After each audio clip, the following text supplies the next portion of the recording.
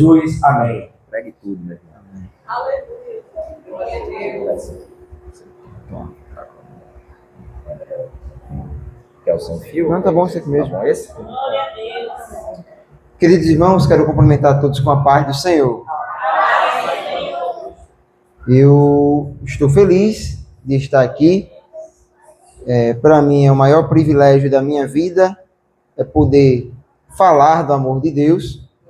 Eu tenho isso como a maior oportunidade da minha vida. E é a coisa que eu mais amo fazer. Existem algumas coisas que eu gosto de fazer, mas a que eu mais amo é poder falar de Jesus. Até porque a gente sabe que quanto mais a gente faz a obra de Deus, mais paz nós conseguimos sentir. Tanto com as pessoas, como para com Deus.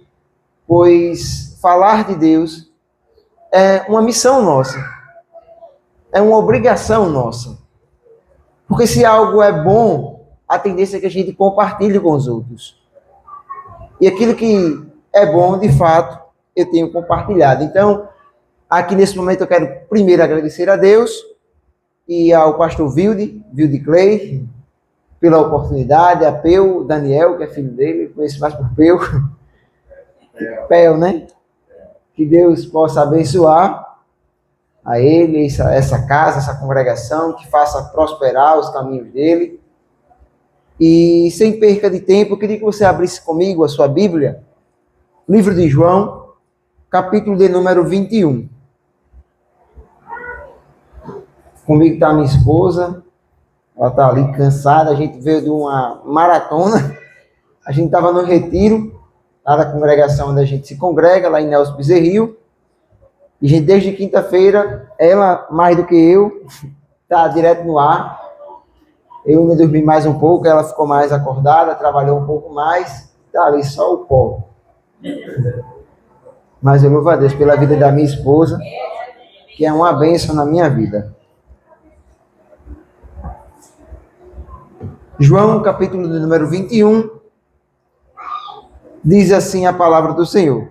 Depois disso, manifestou-se Jesus outra vez aos discípulos junto ao mar de Tiberíades, e manifestou-se assim. Estavam juntos Simão Pedro e Tomé, chamado Dídimo, e Natanael, que era de Caná da Galileia, e dos filhos de Zebedeu, e outros 2 dos seus discípulos. E disse-lhe Simão Pedro: vou pescar.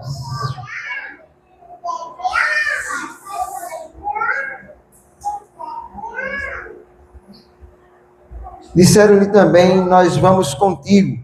Foram e subiram logo para o barco, e naquela noite nada apanharam. E sendo já amanhã, Jesus se apresentou na praia, mas os discípulos não conheceram que era Jesus.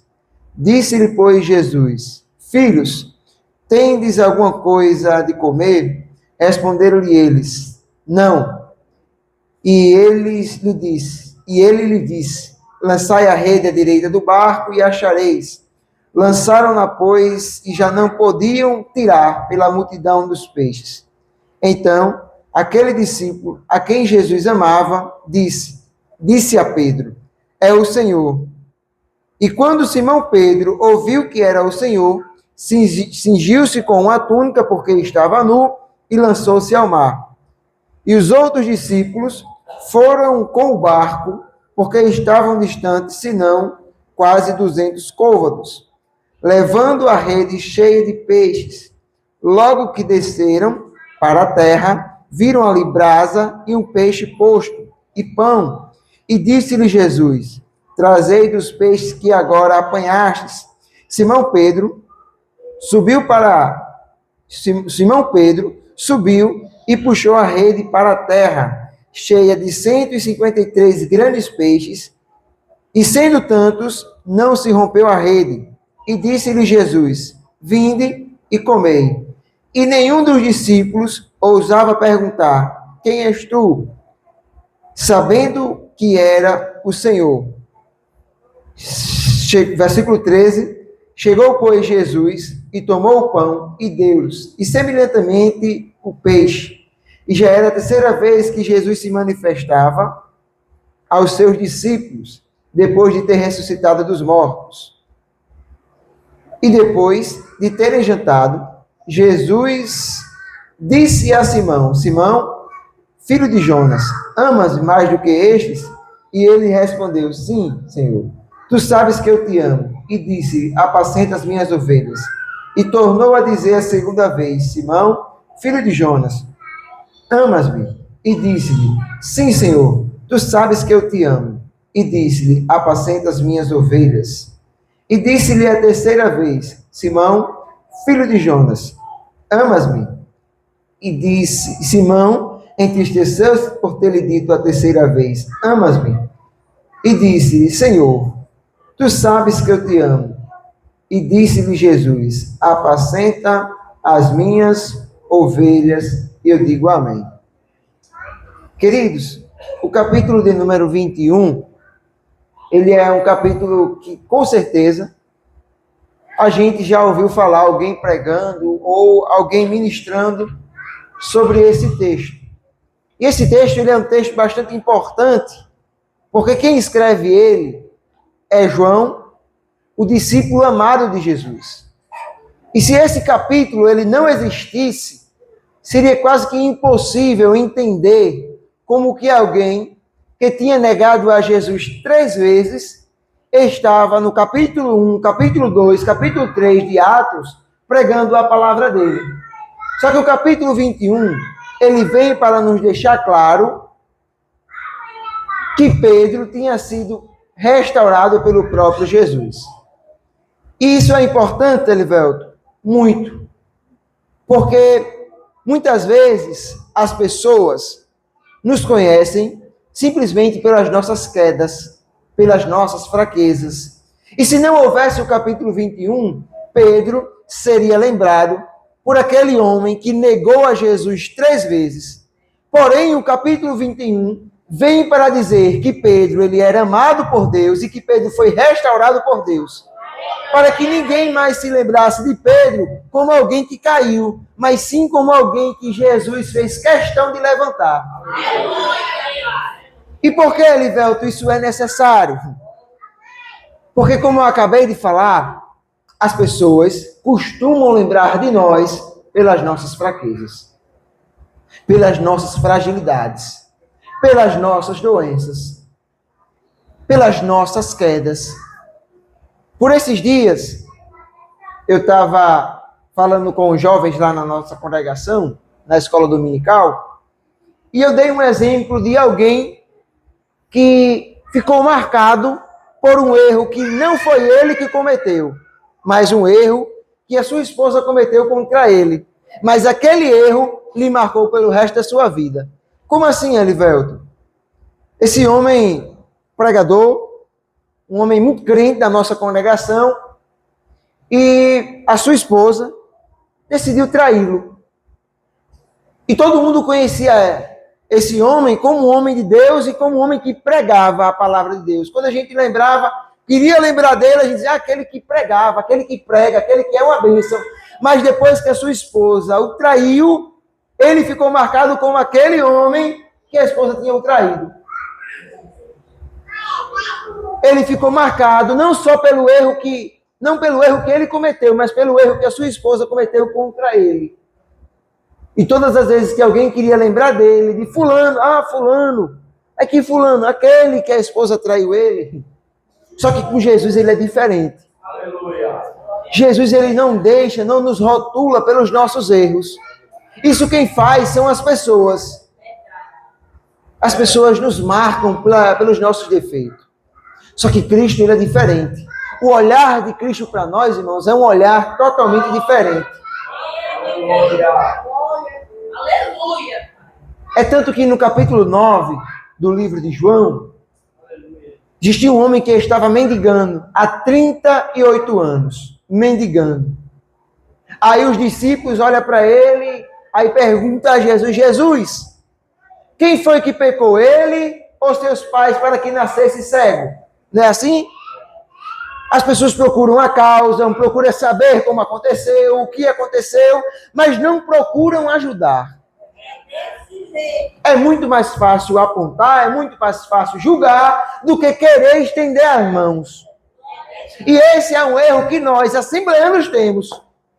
A gente tem esse defeito crônico, irmãos. A gente, às vezes, não sabe sequer receber as pessoas que frequentam as nossas igrejas. Às vezes chega alguém vestido com uma roupa diferente, o nosso olhar já julga aquela pessoa.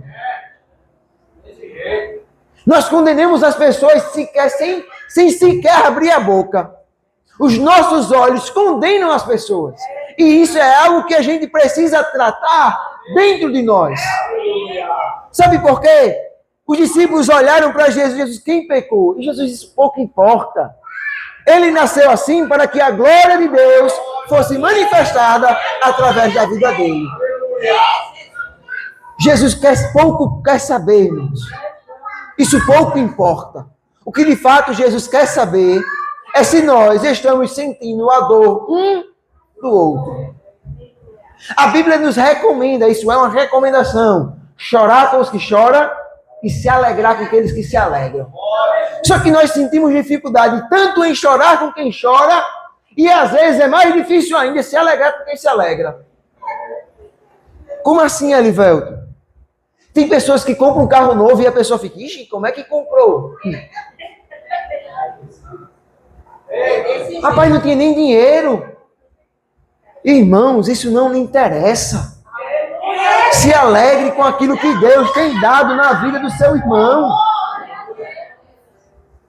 Às vezes, eu estava falando isso, viu, de lá na congregação, os jovens, meio perdidos, calvinismo, arminiano, calvinismo, aí eu na escola dominical, aí eu perguntei, irmãos, vamos aqui ser bem simples. Para quem não sabe, o calvinismo, o arminiano, são duas linhas de pensamentos diferentes, mas que para mim levam ao céu do mesmo jeito. Aí, uma briga dos jovens, eu que eu sou calvinista, eu sou arminiano, aquela coisa toda, disse, bem rapidinho aqui.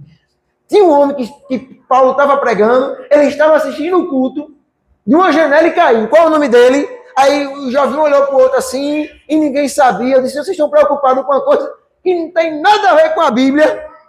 E aquilo que é importante vocês não sabem. Vamos focar naquilo que de fato é importante, na nossa salvação. A gente precisa parar de perder tempo com pouca coisa, com besteira. A gente precisa dar as mãos, Willy Clay, e começar a propagar o amor de Cristo, porque a Bíblia diz que onde há união, há bênção do Senhor.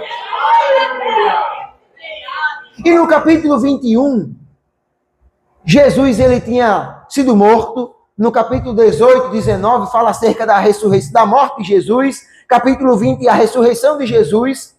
E no capítulo 21 do livro de João, Jesus já tinha sido morto, assunto aos céus, voltado, se apresentado aos discípulos. Só que no capítulo 21, Pedro, que era um discípulo que a gente conhece bastante, há quem diga que é o discípulo que mais se parece com a gente, estressado, quer resolver as coisas na pancadaria.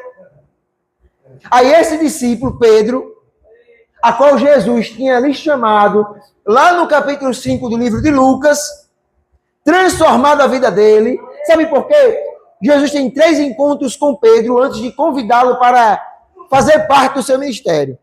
Primeiro, quando seu irmão, André, diz, Pedro, eu encontrei algo muito legal ali. Aí traz Jesus para Pedro. A primeira coisa que Jesus diz a Pedro, Pedro, a partir de agora, teu nome não é mais Pedro. Ceifas, teu nome é Pedro. Fragmento de pedra. Quer dizer, você não é nada. É um fragmento de pedra. Aí, assim, o segundo encontro, acredita que é quando Jesus cura a sogra de Pedro. E o terceiro encontro está escrito no livro de Lucas, capítulo número 5, que para mim é o mais bonito. É um dos textos mais bonitos que eu mais gosto. Porque Jesus, no capítulo 5, está ensinando uma multidão. Aí essa multidão, ela é grande. Aí Jesus vê a necessidade de usar o barco de Pedro para que a voz dele conseguisse alcançar mais pessoas. Só que a Bíblia diz que existia 2 barcos. E Jesus escolhe justamente o barco de Pedro. Aí Jesus diz, Pedro, me empreste o seu barco. Aí Pedro, Senhor, fique à vontade. Mas não, tire esse barco da água e coloque ele mais na terra, porque eu quero usar ele aqui. Aí Jesus ensina a multidão, Pedro continua lavando a rede, mas muito provável que Pedro está lavando a rede, mas está ouvindo aquilo que Jesus está falando. Aí Jesus diz, Pedro, vamos ao mar alto. Quer dizer, vamos novamente pescar. Pedro, ele era pescador. Pedro, ele tinha domínio sobre a pesca. Pedro conhecia a pesca. Porém, o texto deixa claro que Pedro passou a noite toda tentando pescar e nada. Isso é quase que impossível, irmão. Só que as coisas, às vezes, acontecem na nossa vida justamente para mostrar que somos dependentes de Deus. Pedro passa a noite jogando rede, tirando rede, jogando rede, tirando rede, jogando rede, e nada Pedro pesca. Pedro sequer pega um peixe. Só que Jesus usa o barco de Pedro, e aqui fica um conselho. Se você tem algo que você não consegue realizar com suas próprias mãos, com seus próprios conhecimentos, eu convido você a colocar esse barquinho que você tem na mão de Jesus. Jesus diz, Pedro, vamos ao mar alto. Aí Pedro diz, Senhor, eu passei a noite toda pescando, nada apanhei. Mas, sobre a tua, eu lançarei a rede. E uma coisa que eu aprendo sobre a palavra de Deus é que ela não tarda e ela também não falha. O mundo tem o costume de dizer assim, pastor. Deus tarda, mas não é assim que o mundo diz? Deus, ele nem tarda e nem falha. Jesus diz, vamos ao mar alto, Pedro pega a rede, pega tudo e volta para o mar alto. Aí em determinado local, Jesus para o barco, joga a rede agora. Aí a Bíblia diz, no capítulo 5, Jesus diz, joga a rede à direita do... Aí Pedro vai e joga a rede. Só que quando Pedro joga a rede, a Bíblia diz, e fazendo assim, colheu uma grande quantidade de... Perceba, se você olhar o texto, capítulo 5, versículo 6, se não me falha a memória, vai dizer, e colheu uma grande quantidade de... É o 6, né? Quem pesca, irmão, não colhe. Colher dá a ideia de pegar de algo que está parado. A gente colhe um fruto. Por quê? Porque está parado, a gente colhe. Pedro, ele colheu os peixes. Sabe o que é isso, irmãos? Os peixes estavam esperando pela rede de Pedro. Quando a gente ouve a voz de Deus, a gente não pesca, a gente não tem o trabalho de saber se o peixe está ali ou não, porque quando Deus dá ordem e a gente obedece, a gente não tem o trabalho de pescar, mas simplesmente de colher. Deuteronômio capítulo 22, versículo 2, se não me falha a memória também, diz assim, e fazendo assim, se ouvirdes a voz do Senhor, o teu Deus, olha só, e se ouvirdes a voz do Senhor, o teu Deus, não endureça o coração. Se Deus falou algo para você, obedeça.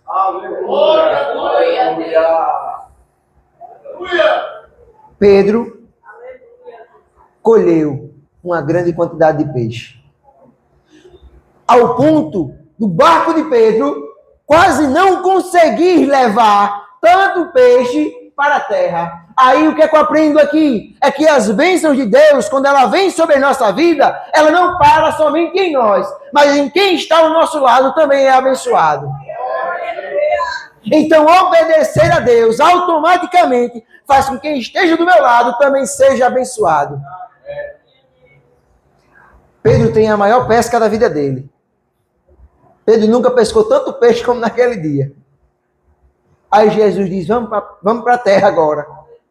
Chegando na terra, a primeira coisa que Pedro faz é lançar-se aos pés de Jesus. Melhor, lançar-se ao chão. E dizer assim, Senhor, afasta-te de mim, porque eu sou um homem pecador. Reconheça quem você é. Reconheça suas limitações. Reconheça que você não é nada. Senhor, afasta-te de mim, porque eu sou um homem pecador. O que Pedro queria dizer aqui, e tem um livro que eu gosto muito, que é o livro de Wisby, que são comentários bíblicos, e ele diz que Pedro, ele diz, Senhor, afasta-te de mim. O que Pedro estava dizendo é, Senhor, se me virem contigo, vão dizer que o Senhor é pecador também. Só que uma coisa a gente precisa aprender com Jesus e com a mulher do fluxo de sangue. A mulher do fluxo de sangue, ela chega até Jesus e toca na orla da sua veste. Sabe por que ela não toca em Jesus? Porque ela tinha medo de contaminá-lo. Mas uma coisa nós precisamos aprender, que quanto mais perto estamos de Jesus, não é ele que fica sujo, mas é nós que nos limpamos.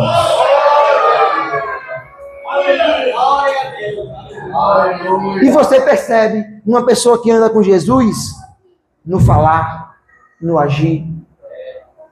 Ela não faz questão pela roupa do conjunto. Ela não faz questão por besteira. Irmão, quem anda com Jesus é diferente. Quem anda com Jesus não faz picuinha dentro da igreja, não fica de disse, me disse. Deixa eu dizer uma coisa a você que eu estou sentindo de Deus. A Bíblia diz que é uma coisa que Deus abomina. Sabe o que é? É irmão que faz contenda entre outros. Glória a Deus, é verdade. Se tem uma coisa que Deus abomina, é alguém que fica de disse e me diz.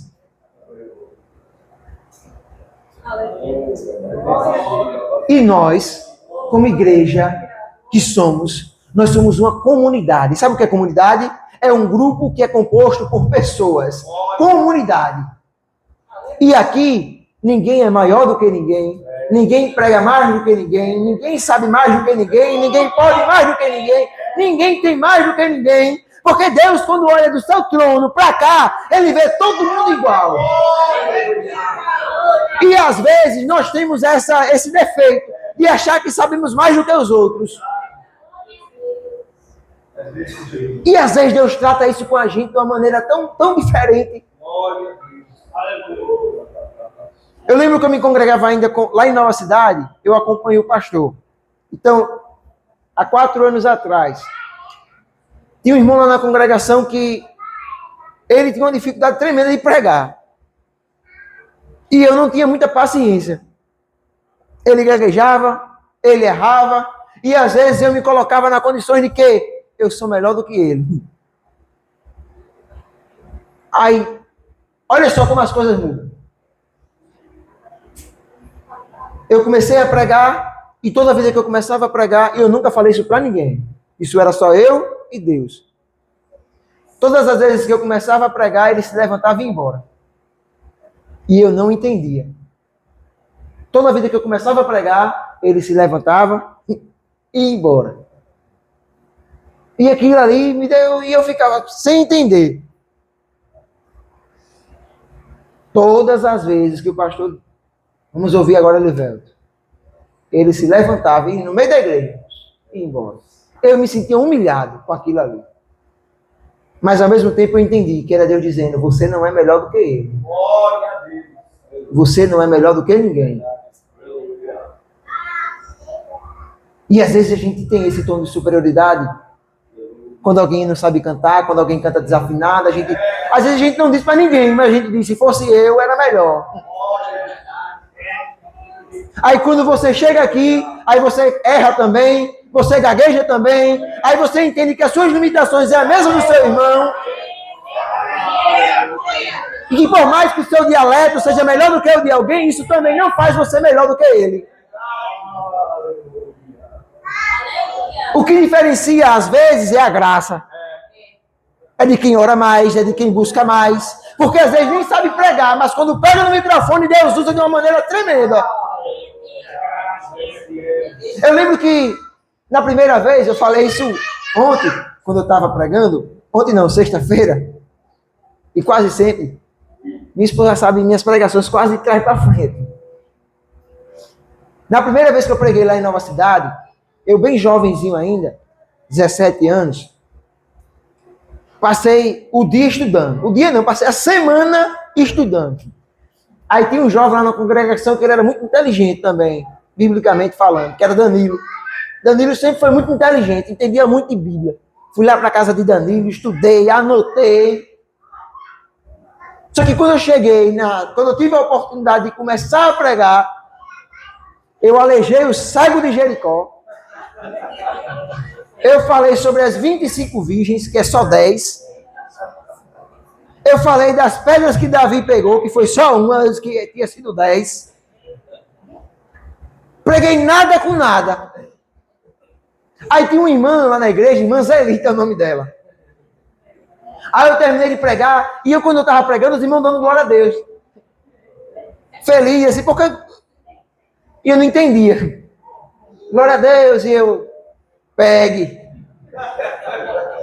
Aí quando eu terminei de pregar, a irmã Zelita chegou assim perto de mim e fez: meu filho, você não sabe cantar, não?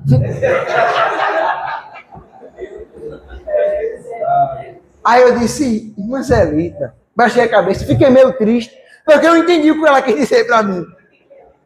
Ela quis dizer a verdade, que eu não preguei nada com nada. Só que eu fiz: também não sei, irmã Zelita. Mas ela disse assim: ore e peça a Deus. Porque Deus vai derramar conhecimento sobre a sua vida e vai levar você para pregar em vários lugares. Aí eu disse: amém. Fui para casa triste, porque eu tinha entendido que não tinha pregado nada com nada. Mas eu fui, dobrei os meus joelhos e disse: Senhor, realmente eu não sei. Realmente estava tão nervoso que falei nada com nada. Mas eu sei, Senhor, que se o Senhor quiser me usar, eu estou lhe dando liberdade. Para o Senhor me ensinar, para o Senhor me doutrinar, para o Senhor fazer como o Senhor quiser. E quando foi no ano de 2019, eu fui convidado para pregar lá em Candelária. Já vinha pregando em outras congregações, só que Candelária a gente tinha como uma referência, porque é uma igreja muito grande. Aí, canção e louvor ia pregar, cantar e pregar no sábado, e eu ia pregar na mini vigília. Aí eu disse, quando saiu o cartaz, saiu a foto de canção e louvor de Cláudio, aí meu nome lá embaixo.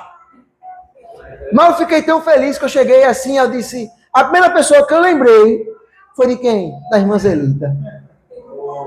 Aí eu fui lá na irmã Zelita. Aí eu disse: irmã Zelita, eu vou pregar lá em Candelária. Aí ela disse: tá vendo, meu filho? Como Deus faz? Aleluia! E o que é isso, Elivelto? É quando a gente se desprende daquilo que a gente acha que a gente sabe. Quando a gente entende que a gente não sabe nada, a gente não tem nada, a gente não pode nada, e que tudo vem de Deus. E como o próprio Paulo disse, porque por meio dele, por ele, para ele, é todas as coisas.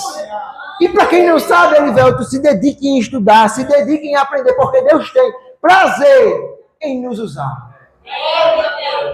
Aí Deus pega Pedro, diz: Pedro, no capítulo 5 ainda, a partir de agora, você não é mais pescador de peixe. Você vai ser pescador de homens, de alma. Aí Pedro começa a andar com Jesus. Acredita-se que o ministério de Pedro iniciou-se ali. Aí Pedro começa a andar com Jesus e começa a fazer parte de um ciclo íntimo de Jesus. Porque todos nós temos muitos amigos, mas tem aqueles que é mais chegado que irmãos. E Pedro fazia parte de um ciclo de pessoas muito próximas de Jesus, a qual a Bíblia diz que Pedro, Tiago e João faziam parte desse ciclo. A Bíblia diz que João reclinava a cabeça sobre o peito de Jesus. Irmão, e para fazer isso você precisa de uma intimidade muito grande. Por que, Elivelto? Porque eu conheço o Vidiclei pelo menos há mais de 5 anos, pastor Vidiclei. Mas eu não tenho a intimidade de chegar e encostar minha cabeça, reclinar minha cabeça sobre o seu peito. Porque isso requer intimidade. Mas isso mostra a intimidade que João tinha com Jesus. E se você for analisar, se você ler bem a Bíblia, os evangelhos sinóticos, Mateus, Marcos, Lucas e João também, de certa maneira, você vai ver que existia um tratamento especial com esses jovens. com esses discípulos. Quando Jesus vai curar a filha de Jairo, Jesus deixa claro isso. Entra, pois, senão Pedro, Tiago e João. E os demais? Fica aí fora. Quando Jesus vai para o monte da transfiguração, quem é que ele leva? Pedro, Tiago e João. E aqui também cabe um conselho, irmãos. Nem tudo que se acontece na sua vida você pode contar para todo mundo. Nem tudo que se acontece dentro da sua casa você pode falar para os outros.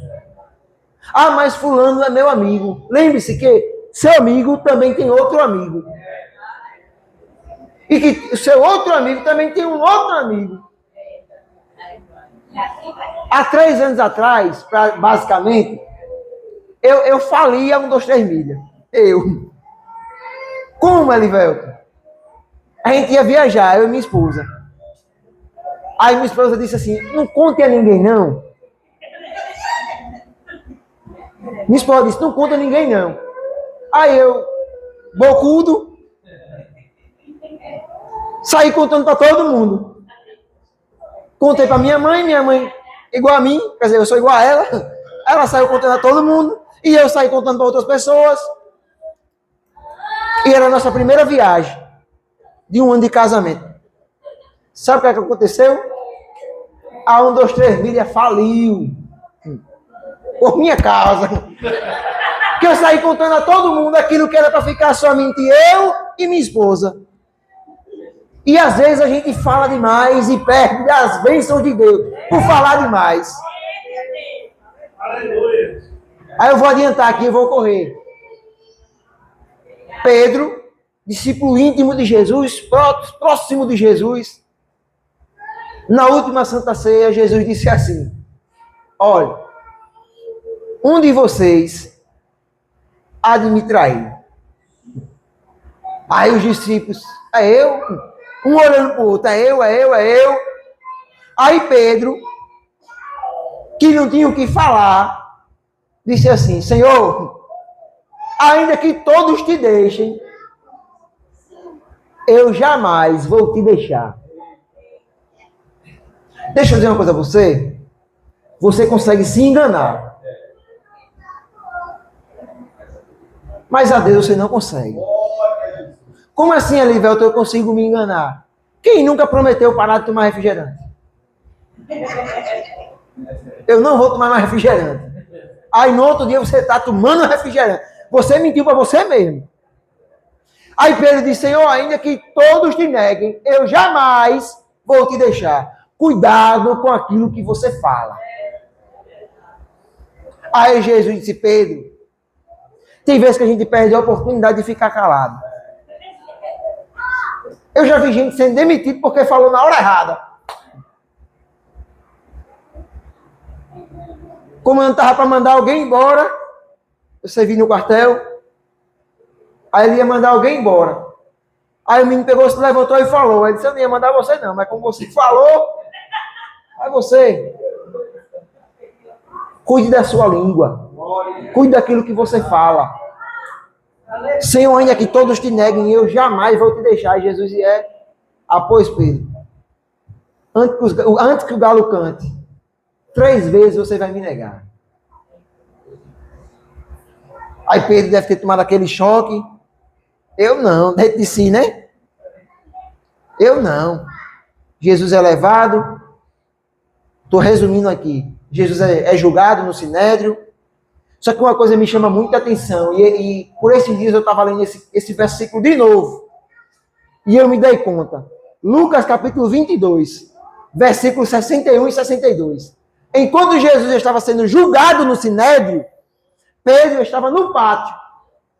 Aí quem é que passa nesse momento? Jesus. E Pedro no pátio. Uma das pessoas olhou para Pedro e disse: Pedro, rapaz, você é seguidor de Jesus? Ele disse: eu não conheço. Perguntou uma, perguntou 2 e perguntou 3. Nessa terceira vez, a Bíblia diz que Pedro, ele nega com veemência. Sabe o que é isso? Ele jurou por Deus que não conhecia Jesus. Pedro jurou que não conhecia Jesus.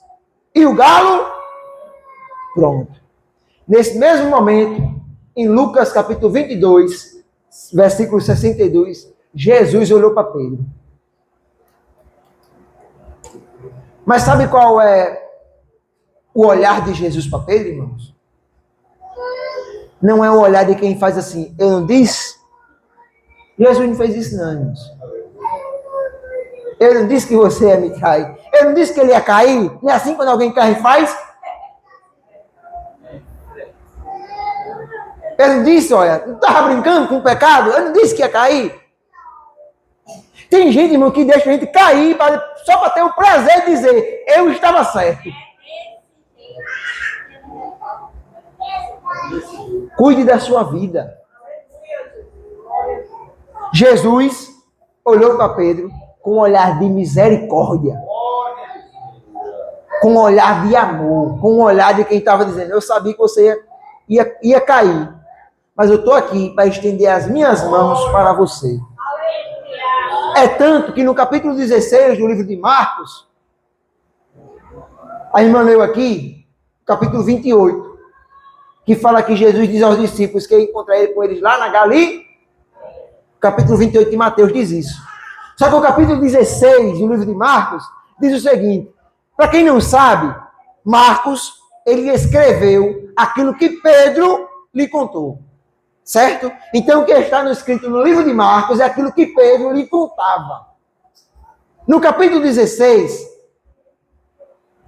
Jesus diz a Pedro assim, melhor, Jesus é ressurreto, Maria vai embalsamar o corpo de Jesus do sepulcro, aí a Bíblia diz que tinha 2 anjos lá, aí diz a Maria, Maria, por que procura dentre os mortos? Quem está?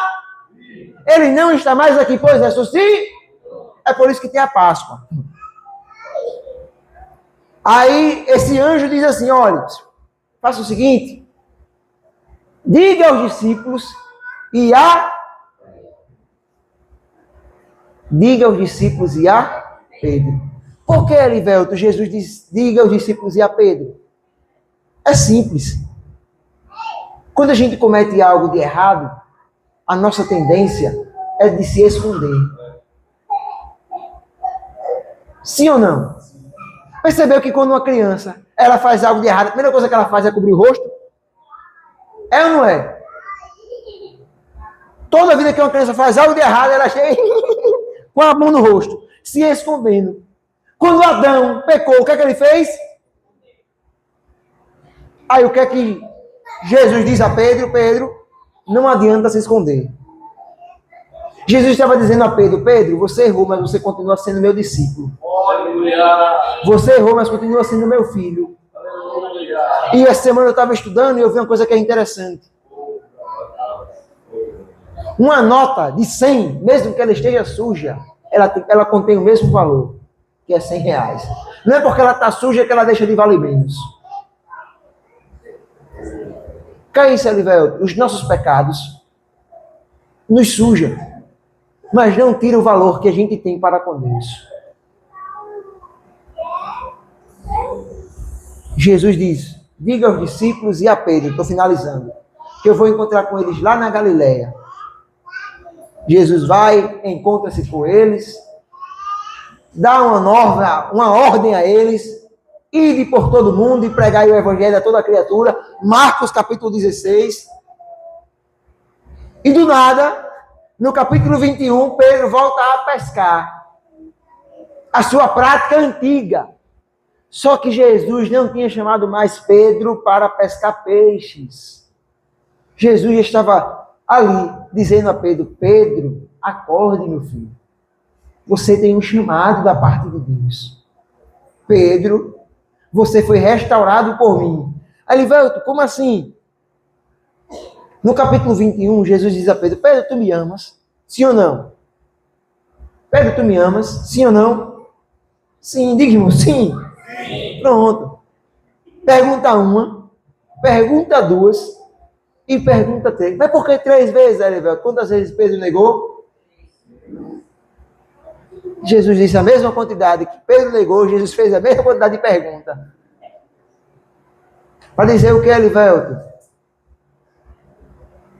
Que o seu pecado não é maior do que a minha graça. Aleluia. Aleluia. A graça de Deus. Aleluia.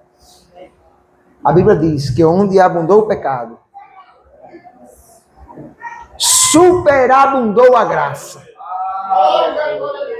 Onde abundou o pecado, superabundou a graça de Deus. Você continua sendo filho de Deus, filha de Deus. Você continua com um projeto vivo, porque Deus ainda não lhe esqueceu. E o capítulo 21 é para isso, irmão. É para lembrar a você que você tem um chamado da parte de Deus. E que você não pode negligenciar o que Deus tem para você. Glória a Deus. Mas Elivelto, eu sou jovem demais. Não se preocupe. Porque Jeremias tentou dar essa desculpa também a Deus. Mas, Senhor, eu sou muito jovem.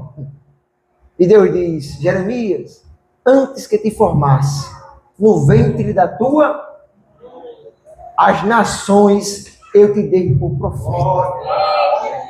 Sabe o que é isso? A gente não nasce por acaso, a gente já nasce com um projeto.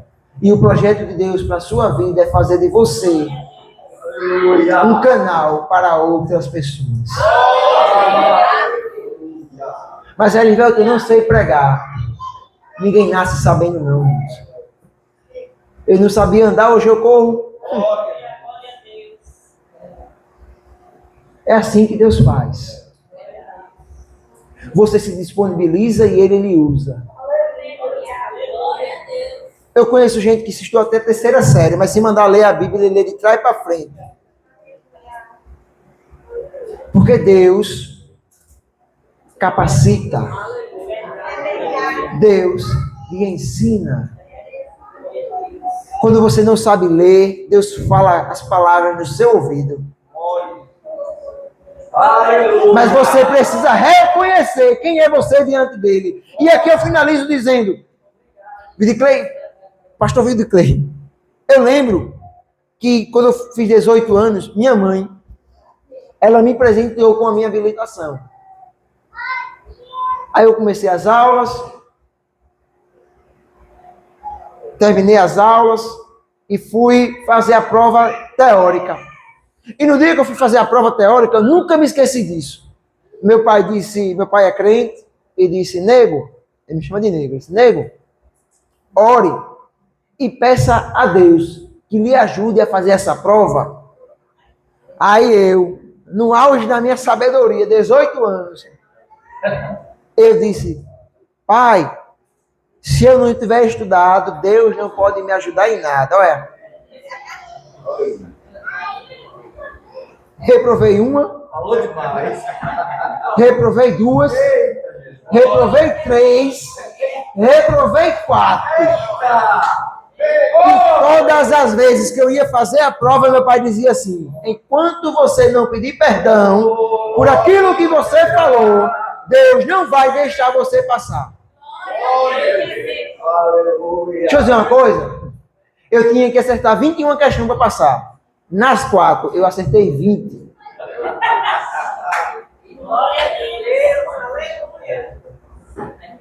Aí, na 5ª vez, quando eu fui fazer a prova, eu disse, eu não estou aguentando mais, porque toda a vida eu tenho que pagar para fazer o reteste. Fui para o meu quarto, tranquei a porta. Senhor, eu reconheço que eu não sei.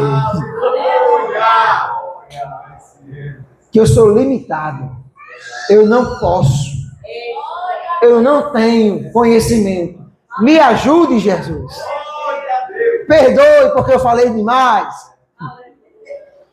Saí e fui fazer a prova. Era 30 questões. Sabe quantas eu acertei? 29. Era porque eu não sabia, irmãos? Era não. É porque quando Deus fecha a porta, não tem quem abra. Agora tem uma coisa, quando Deus abre, não tem quem feche a porta que Deus abre. Se Deus abrir a porta do conhecimento para você, não tem quem feche. Se você se disponibilizar para fazer a obra de Deus, Deus ele vai lhe usar de uma maneira especial. Sabe por quê? Tinha às vezes que eu não sabia nem o que falar, mas eu dizia assim, vai, porque lá eu vou lhe usar. Quantas e quantas vezes eu saía para o evangelismo, tinha eu e outro. Eu e o irmão Jean Lima, eu com 17 para 18 anos, mas eu dizia, Senhor, o que é que eu vou falar? Mas todas as vezes que eu falava, eu via alguém chorando, eu via alguém se aceitando a Jesus. Sabe por quê? Não era porque eu sabia, não. Mas era porque eu me disponibilizava a fazer a vontade de Deus. E se tem uma coisa que Deus tem prazer, é em abençoar quem faz a sua obra. Deus fala por você. E eu dizia, Senhor, fale por mim.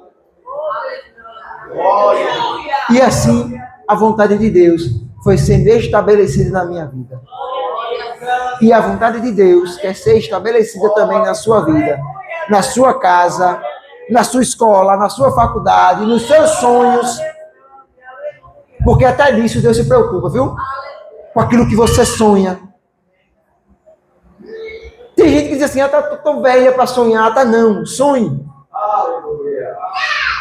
Eu tô tão velha para poder realizar. Tá não, sonhe. Eu não tenho mais idade. Sonhe. Porque Deus é quem realiza sonhos. E eu finalizo dizendo, entrega, pois, o teu caminho ao Senhor. Confia nele. E ele tudo que Deus em Cristo vos abençoe.